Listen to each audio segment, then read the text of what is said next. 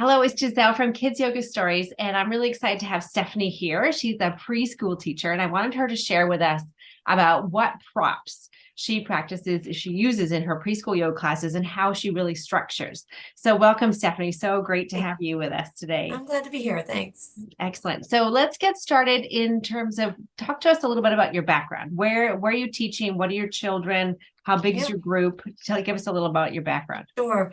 I teach in the public schools and we have an integrated preschool program. It's 3 through 5 year olds and it's all different abilities and capabilities and everything, the whole spectrum. And I have a main classroom and then I get to go into another classroom one day a week and for about 20 minutes to a half an hour, depending, and just teach yoga and mindfulness to that group. Right. So you got your main classroom, you pop into this other classroom just for Correct. 20 to 30 minutes a week. So that's Yes. all you have. So Every day, actually, 20 so to 30 minutes every day. Yeah. 20 to 30 minutes every day. So you pop out of your main class, you come over to the other preschool. Correct. How many children in the class? Currently there's about 15 to 17. Yeah. 15. And when you say integrated, do you mean integrated in an age group as well as ability Um, or Everything, ages, abilities. We have kids with Down syndrome, kids on the autism spectrum.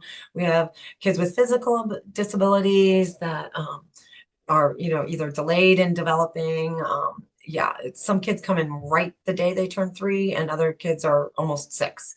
So okay. it's quite a big range of different ages and abilities. Okay, great. So when you walk into this classroom, talk us through the sort of how that structure Yeah, works, right? Because a lot of the questions that we hear from our community is really understanding the how. Like, how do we really integrate yoga and mindfulness in a right. preschool classroom that makes sense?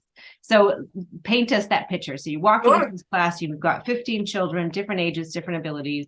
Yeah. Yeah, tell us how that works. Yeah, and I started at the beginning of the year and I'm on their schedule. So they have a daily schedule. They know at 12 o'clock, Monday, Tuesday, Thursday, Friday, Miss Stephanie comes in for yoga. And the minute I walk in the door, they're all like, oh, okay, it's time to put our things away. It's time for yoga. They sit in their chairs. We kind of get centered. There's a little chit chat going on between everybody usually. I calm them down. We do some breathing exercises to get our mind centered.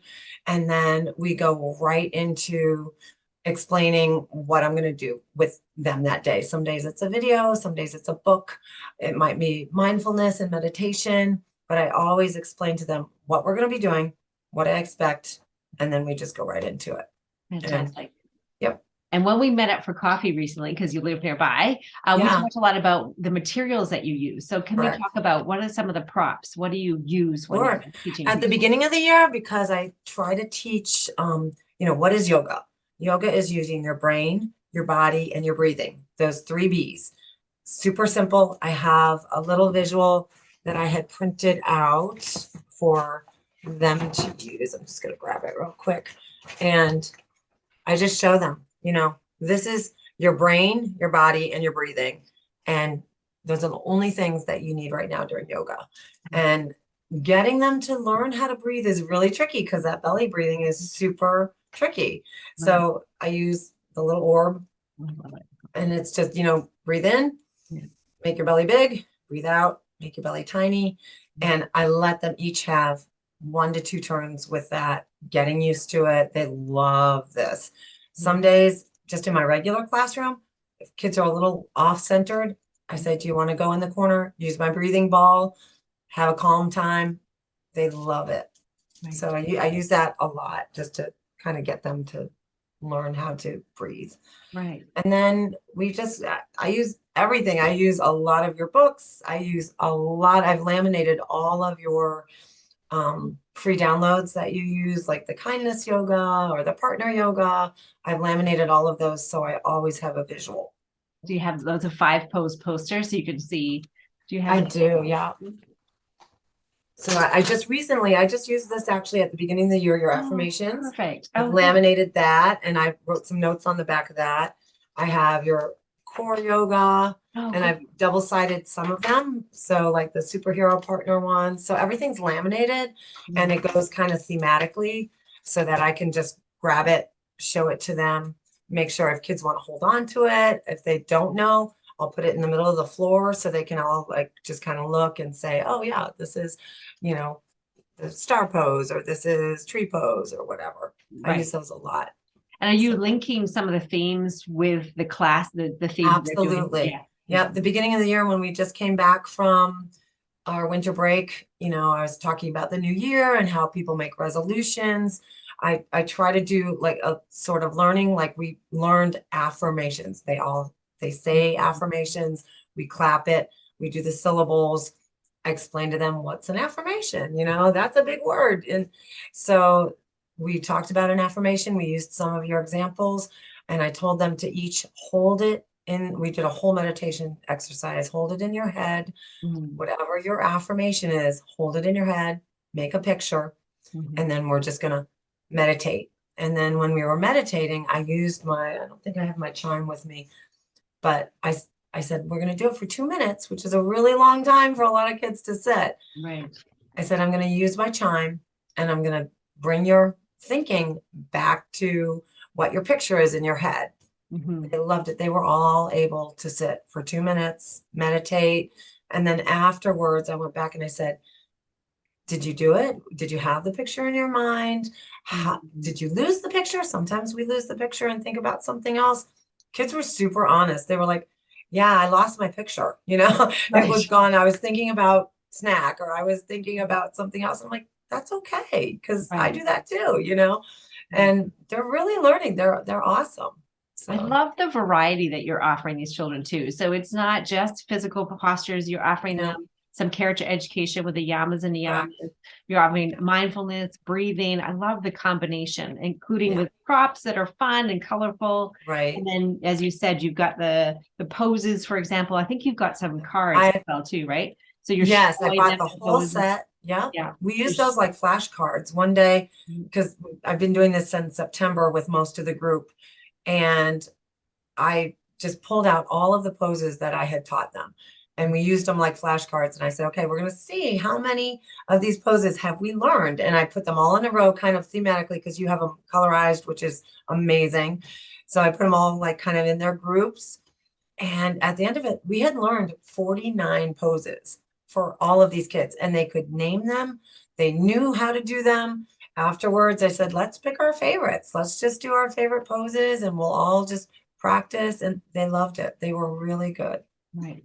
And it feels like you're making it so accessible and fun so that each Absolutely. child, you're catering to different learning styles and different Mhm. preferences, different interests, right? So Yes. maybe some of the children are interested in more of the poses and the cards, that kind of thing. Right. Whereas other ones might just enjoy just learning how to breathe properly, right? Right. So I think Yeah. about when my daughter was in preschool, she had so many sinus problems. She had a really hard Yeah. time breathing. So I imagine that you're creating a space to teach children how to breathe, but it's not Right. about perfection, right? You're No, planting a seed to have these correct. children experience breathing in a Right. different way, And we right? do practice. Like, I don't know if you've ever seen the book. We do this every day. I don't know if you've seen Alpha Breaths. Oh yeah, lovely. He lives near us here, actually. Does he really? Yes, Oh my Chris gosh, I Willis. had no Yeah, idea. yeah. So we use that. I've laminated all of those individual um pieces down to like kind of a ring binder, you know, like a little 3x5 Right. size, so that we have them. We use them every day. If we're spelling out a word, we use the alpha breaths to spell the word, so Wonderful. that it's not just belly breathing. It might be all different types of breathing. Right. And you know, they can pick their favorite usually. So And again, I love how you're integrating preschool learning within your yoga practice as well. So even correct. though you're popping in for this 20-30 minutes Right. doing yoga with Stephanie, you're still integrating preschool Right. themes, And right? we do, yeah. And I'll try to come up with different things around our theme. Like there's construction yoga, or three bears yoga, or the hungry caterpillar yoga, or all different ones that I try to come up. We did the great K-pop tree during our jungle unit. Um, really fun stuff. Like to try to make it meaningful to what they're learning. Right, right. So, and for the children who are having some additional challenges, you're offering a different way to access this curriculum, Absolutely. right? I always let them know that if they are not into yoga today, it is okay. You can always take a child's pose. They Right. know exactly how to take a child's pose. They ask for it. They'll just say it. And I'm like, okay, if you're going to take a child's pose, just do it out of the way of all your other friends so that you don't get stepped on or hurt. and they know their body. If they want to do yoga, they can do it. If they don't want to do it, they don't have to. I never force it. Right. You I know? love that. So you're already teaching children to be advocates for themselves and creating that self-awareness, which is so Right. important, right? Is to learn about their bodies, what they need. Well, and you're talking about having a calm down corner, right? To have a place Mhm. where they can go just have a moment to themselves and Right. come back, regulate, and then Right. come back to the classroom. Yeah. Right. And if I'm using a prop, like the props are a big hit usually, and kids are always like, I want to do it. I want to do it. I always make time at the end for everyone to get a turn. If you want to use an extra time with the breathing ball, or if you need an extra turn with the chime or whatever, Right. that's totally fine. Sometimes I leave it in the classroom. They can use it as they want. Right. Just Right. Yeah, that's a beautiful way to be able to integrate what you're doing to within yeah, that 20 minutes into the regular classroom as well. correct. Right. So you're bridging that gap. Do you have any other props there? Just Oh gosh. I use yoga dice a lot. I got these different yoga dice. Each one has oh, great. 6 different poses on them.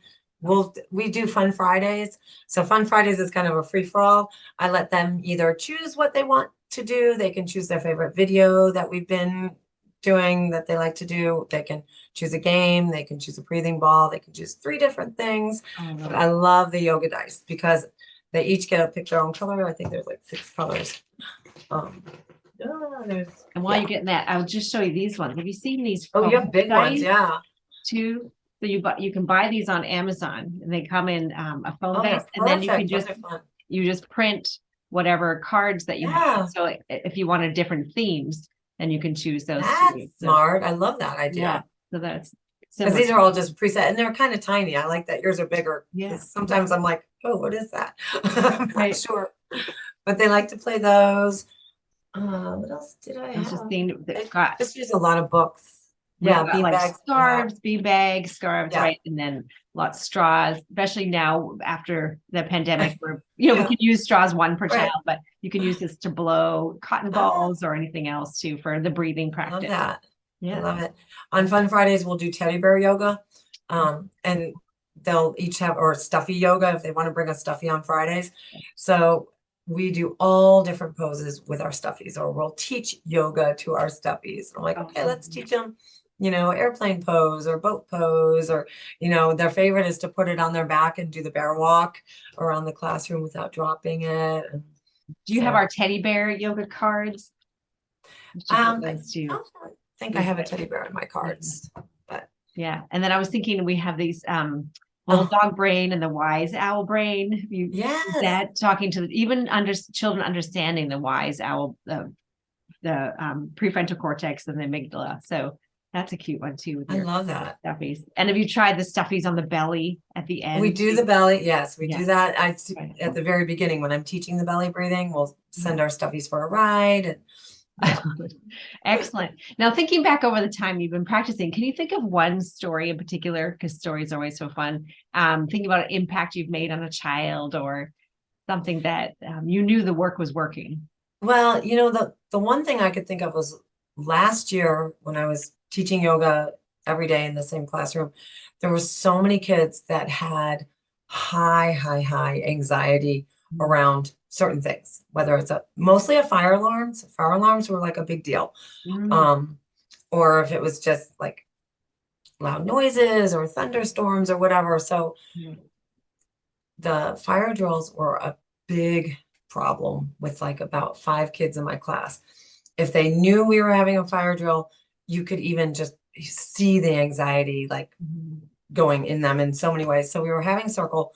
The teacher was explaining, we are going to have a fire drill. As soon as she said fire drill, about 3 kids just completely melted down, like Mhm. crying and shaking and just Mhm. wanting to leave, trying to hide. And I said, would you like to do the finger breaths? And like they all said, yes, absolutely. And so what I do is like, I'll teach them to, you squeeze their finger joints and they climb the ladder and you slide down, climb the ladder, you slide down. And I've taught them how to do it. So they all knew how to do it, but they also wanted a little extra squeezing. So the teacher and I, we went around the classroom. We did all of the finger pressures on all of the kids. And immediately Their anxiety level was down. You know, were they still afraid of the fire drill? Absolutely. But it was not as heightened as it could have been. And they knew that that was a technique that was going to help them through, which I think that was like the biggest thing for me was that, you know, I've taught them how to calm their bodies or to be okay in a certain situation, you know. Right. And that, what a gift, right? Again, you're planting seeds for life so that they can even, when they're older, they can be doing that under the desk or standing there that no one else has to Absolutely. know about it. You know, it can be very Absolutely. private and a way that they can regulate. This is something that they'll have their entire lives, right? For children, And I've children to told them regulate they can do belly breathing without anyone seeing it. without You know, anything. no one Right. notices that you're doing belly breathing, you know. Right. So, Right. I know you think back, like, why didn't we learn this when we were I kids? know. Is that we just didn't need to regulate, that we were regulating because we Yeah, were I inside all know. the time? I don't know, but whatever Yeah, it is, there is a lot of anxiety, and this is one there really is. effective way to address it, to help children Correct. Yeah. regulate it. So I love it. So what would you say to a preschool teacher who's thinking, I really want to bring this into my classroom, I just don't know how? What advice would you give them to? You know, just I would think just practice because I didn't know what I was doing. I've taken classes. I'm still learning. I mean, I learned so much from you. I learned so much from the blogs or videos. I think just experiment and have fun. Yeah. Know your audience. I mean, I know my audience, you know, Yeah. and there are some days when like yoga is not going to happen today. We're just going to do something completely different. So just, I think, know your audience, have fun, breathe, enjoy it, you know, Right. and I just keep practicing and learning, you Right. know. And your enthusiasm comes through, no doubt, right? Like if you're yourself Oh, regulating and you're absolutely. using the tools yourself and role modeling. Yeah, Yeah, definitely. I love it. Thank you so much for sharing, Stephanie. I really Oh, appreciate thank it. you for having me. I'm really glad to be here. Thank you so much. See you then. Bye.